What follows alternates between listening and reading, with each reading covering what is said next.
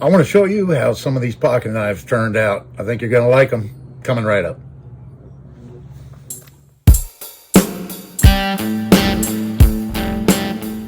Hello everybody, and thanks for joining me out here in the shop for another episode. I hope you're going to enjoy today's show. And I'm going to show you some of these knives. I've been working really hard getting these knives fixed up.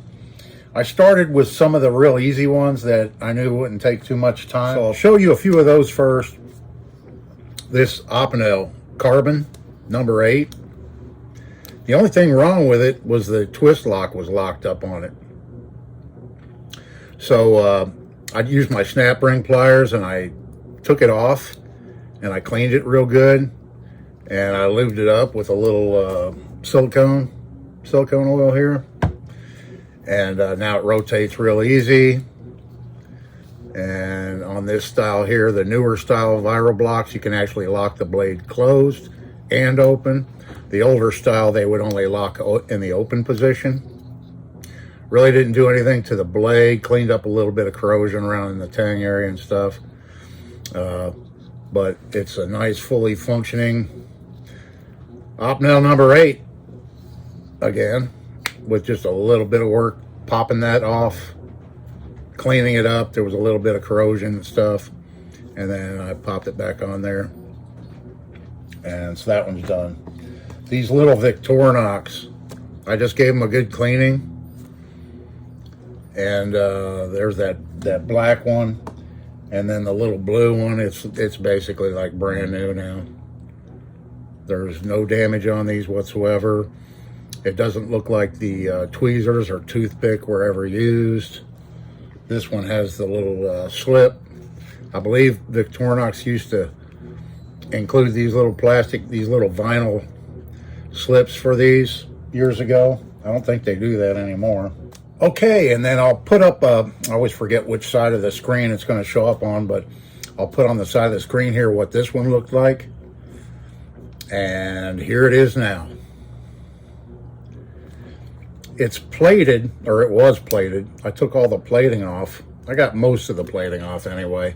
I'm not sure what the base metal is on this, but it was pretty cruddy, but it shined up really nice, cleaned up really nice. A little bit of effort. Not much at all, really. Yeah, so it's just a little lockback knife made in Japan out of 440 stainless steel. I didn't notice before until I started cleaning it up, but it actually has an eagle etched onto the blade too, in addition to the eagles in the handle scales. But yeah, it locks really well. Doesn't have any play in it.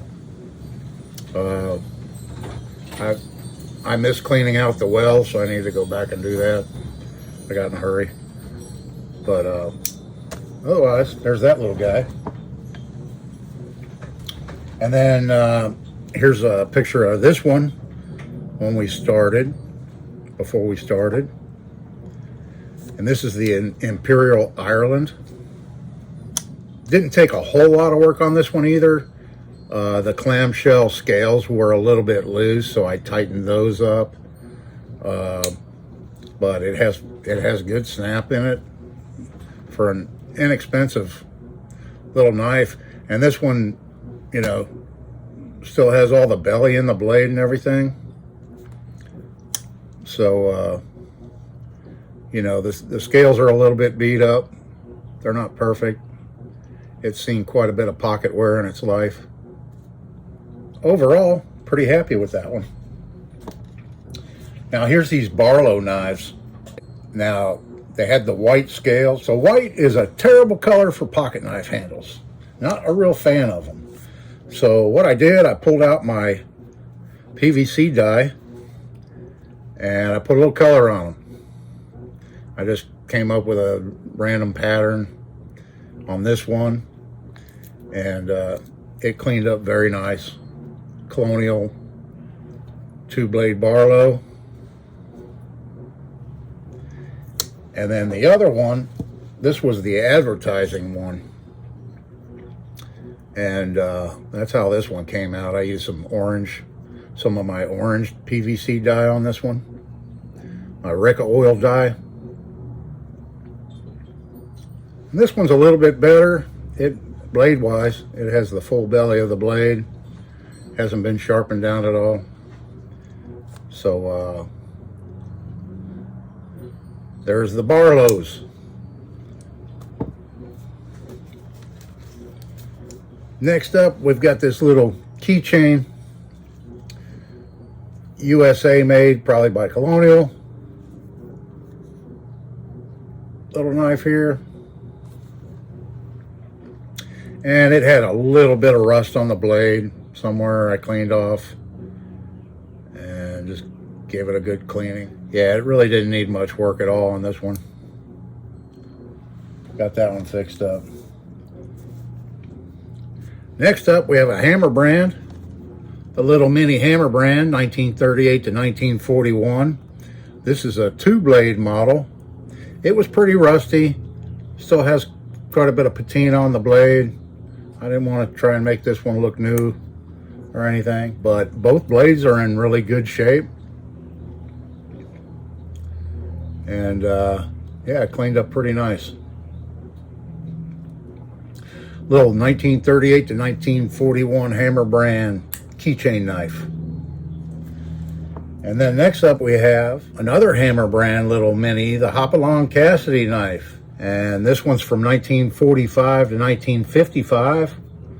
There he is on his horse. And on this side, let's see, it says Hopalong Cassidy there.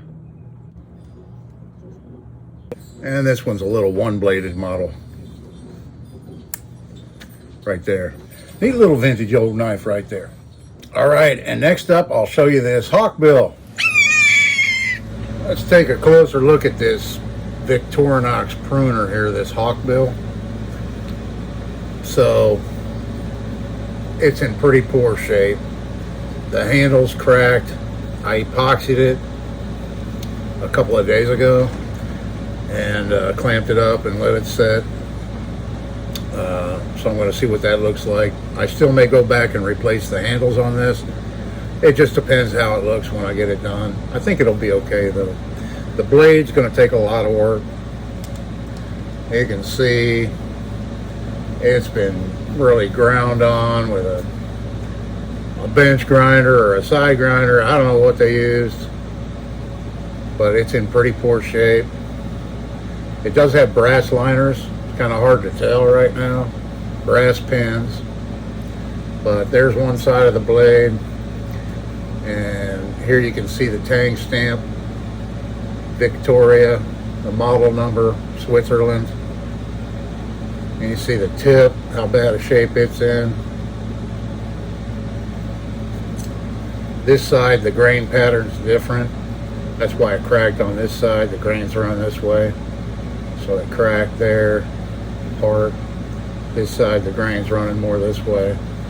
And then I'm going to have to take a little bit off of the kick right here.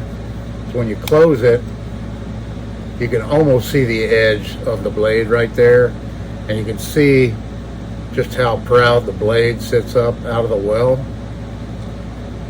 So I'm going to take some off of the kick so it, not so much of the blades protruding. Sits down in there a little bit nicer. So I'm going to get to work on this one today, and we'll see how she turns out. And I finished this yesterday, and here's how she came out. It has a really strong spring like all these do. Real strong spring in it. See the tang stamp right there. Couldn't get all the grind marks out of the blade, but got quite a few of them. Got a little bit of pitting on this side more than this side. But I believe the handles are rosewood. And this is the non-crack side. It came out pretty nice. And then this side you can still see the crack, which I knew that was going to be the case. But it's secure now. It's epoxied. It's not going to come apart again. And it cracked because they didn't match the scales very well. The grain's running this way on this side, and it's running this way on this side, which is kind of a no-no. But I was pretty surprised at how nice it came out, actually, considering the condition of this one. But here on the mark side, it looks pretty nice. Yeah. Taking a little bit off the kick. I got the blade to fit down in there a little bit lower. Taking the kick down a little bit. So, and these all have nail nicks, but you really don't need them because there's so much of the blade sticking out, you know. So there's that one. Now I'll give you a little update on the ones I'm working on here. I won't show you all of them, but this is the one I'm going to be working on next. And it's a Utica camp knife. And this was made back in the 1940s. So it has three blades. It has a spear point blade, which is pretty nice. I love it. It has a single swedge on the mark side. There you can see the tang stamp. It has these black plastic scales. And then it has this escutcheon, or the badge, that says sport. It's not quite, it's a little bit kiltered there in the handle. These were inexpensive knives in the day. It's going to be a little bit crooked its whole life, unfortunately. But yeah, I love the long nail nick on this, and that single swedge. And this blade, you know, it looks like they hardly even used it. It's been sharpened, but they did a good job.